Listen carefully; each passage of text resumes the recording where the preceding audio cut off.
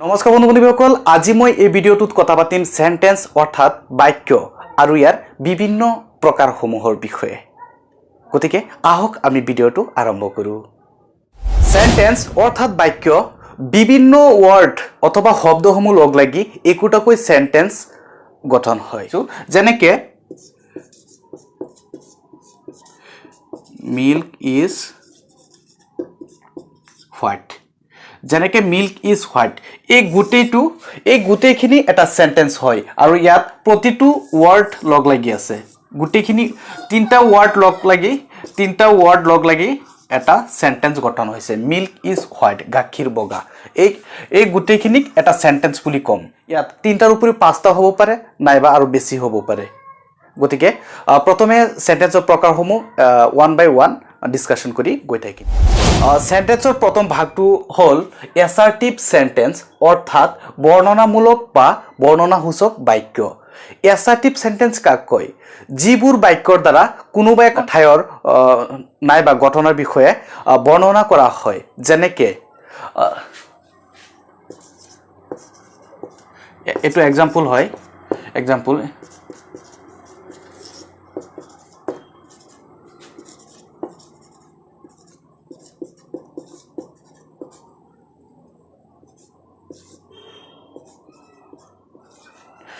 Shillong is a beautiful place. Shillong এখন ধুনীয়া ঠাই। এই ঠাইডোখৰ ধুনীয়া হেতু বৰ্ণনা কৰিছে এসাৰ্টিভ সেন্টেন্সটোৰ দ্বাৰা। এটুত এসাৰ্টিভ সেন্টেন্সৰ লাষ্টত ফুল ষ্টপ হয়। ইয়াৰ উপৰি হ'ব পাৰে আগত যোনটো এক্সাম্পল দিছিলোঁ, milk is white, milk is white, গাখীৰ বগা। ইয়াত ফুল ষ্টপ হ'ব লাষ্টত। এসাৰ্টিভ সেন্টেন্স বৰ্ণনামূলক বাক্য এসাৰ্টিভ সেন্টেন্স। আহিছোঁ দ্বিতীয়টো ভাগলৈ। এসাৰ্টিভ সেন্টেন্স গ'ল 1 নম্বৰত। 2 নম্বৰত আছে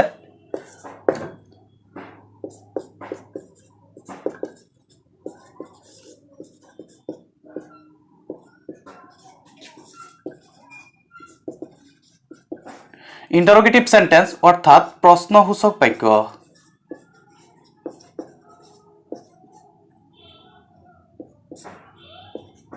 প্ৰশ্নসূচক বাক্য যিবোৰ বাক্যৰ দ্বাৰা কাৰোবাক কিবা কুৱেশ্যন সোধা হয় অথবা প্ৰশ্ন কৰা হয়, সেইবোৰ বাক্যক ইন্টাৰোগেটিভ বাক্য, প্ৰশ্নবোধক বাক্য নাইবা ইন্টাৰোগেটিভ সেন্টেন্স বুলি কোৱা হয়। Example suppose what is your name, what is your name, তোমাৰ নামটো কি? হেতু হল ইন্টাৰোগেটিভ সেন্টেন্সত পৰে। এই গোটেইটো এটা সেন্টেন্স, গতিকে এটো ইন্টাৰোগেটিভ সেন্টেন্সৰ ভাগত পৰে। আৰু এটা example,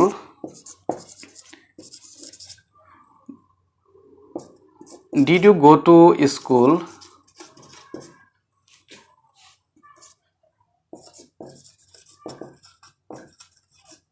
Did you go to school yesterday? তুমি কালি স্কুললৈ গৈছিলা নে? হেতু ইন্টাৰোগেটিভ সেন্টেন্সৰ দুটা ভাগ হ'ল। এতিয়া 3 নম্বৰ ভাগলৈ আহিছো। 3 নম্বৰত আছে নাম্বাৰ 3। I am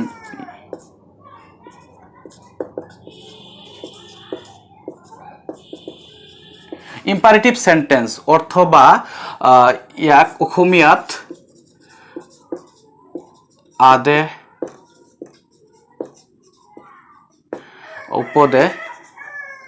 উপদে নাইবা অনুৰোধ সূচক বাক্য বুলি কোৱা হয়।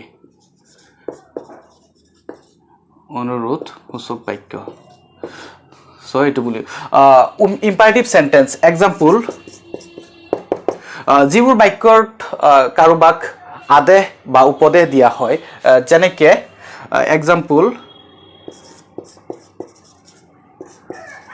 ওপেন দা ডোৰ, দৰজাখন খুলি দিয়া। আদেশ, এইটো আদেশ দিয়া হৈছে দৰজাখন খুলি দিয়া। আনহাতে প্লিজ শাট দা উইন্ডো, খিৰিকীখন WINDOW please shut the window অনুগ্ৰহ কৰি অনুৰোধ কৰা হৈছে প্লিজ ৰিকুৱেষ্ট কৰা হৈছে আনহাতে উপদেশ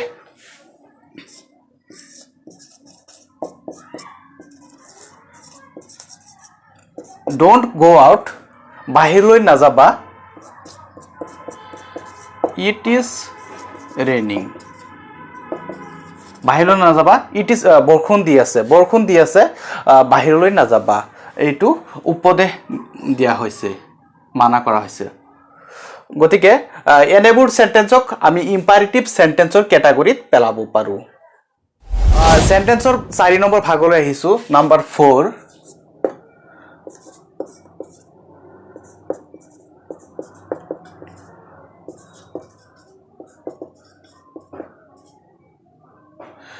operative sentence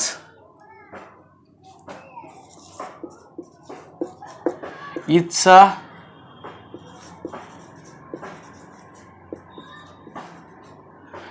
আকাঙ্ক্ষা প্ৰাৰ্থনামূলক সূচক বাক্য ইয়া অপাৰেটিভ সেন্টেন্সৰ জৰিয়তে ইচ্ছা আকাঙ্ক্ষা অথবা প্ৰাৰ্থনাৰ সূচক বাক্য এক্সাম্পল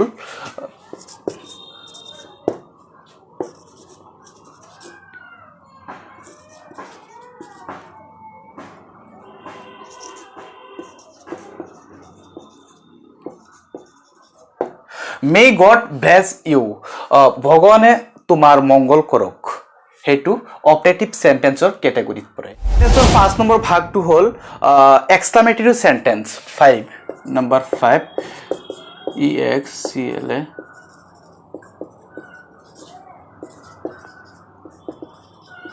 সেন্টেন্স অথবা আবেগ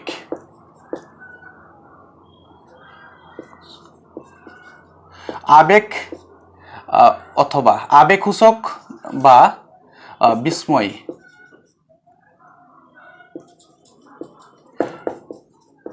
বিস্ময়সূচক বাক্য এক্সক্লামেটৰি সেন্টেন্স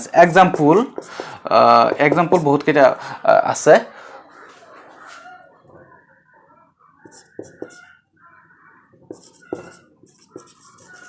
হুৰা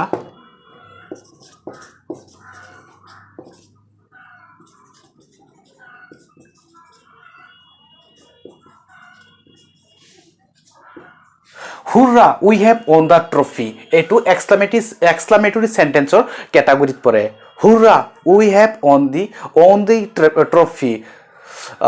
দ্বিতীয়তে আৰু বহুত আছে